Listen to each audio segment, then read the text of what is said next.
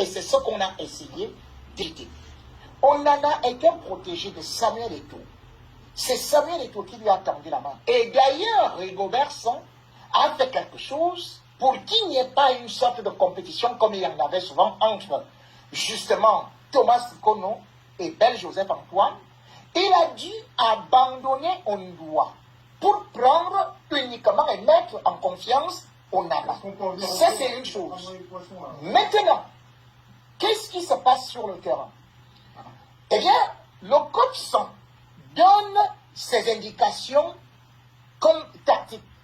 Et il se passe que, au milieu de cette rencontre contre la Suisse, au premier match, eh bien, on va se retrouver avec Onana qui va toucher 61 ballons, donc 26 à l'extérieur de la surface. Et sur les 26, bien évidemment, Nkulu se retrouve derrière lui.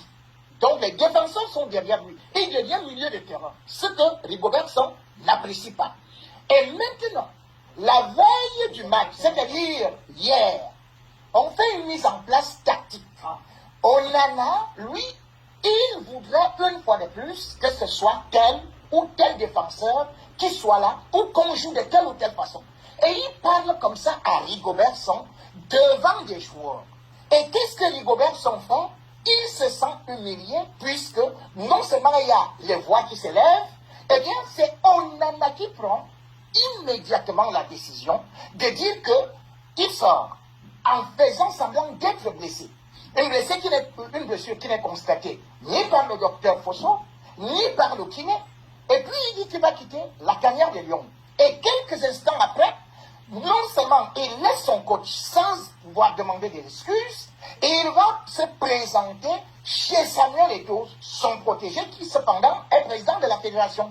Au niveau de l'hôtel, Samuel Eto'o se retrouve donc entre le marteau et l'enclume, ne peut pas faire que son sélectionneur soit mis en minorité. Il faut bien qu'il y ait de l'autorité.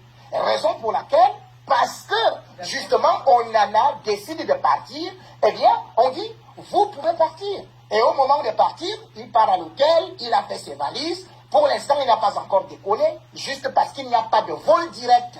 Mais cependant, il faut savoir que là, c'est une affaire d'autorité entre le sélectionneur et justement le joueur. Et de la même façon que l'équipe de la France s'est retrouvée avec le problème à Nelka et que Raymond Demonnet pouvait avoir des difficultés, on a exclu Anelka. Aujourd'hui, c'est comme le proverbe africain le dit, une seule dent pourrit la bouche. Si aujourd'hui un seul poisson peut pourrir tout le panier, au moins on peut l'enlever. Aujourd'hui, on en a beau être bon, mais on constate que toujours l'excès de personnalité, les égos surdimensionnés et le manque de respect comme cela était arrivé avec Volker Finker, eh bien, ça a toujours entraîné les lions dans le marigot de l'échec. Cette fois-ci, au moins, on a coupé la tumeur cancérigène.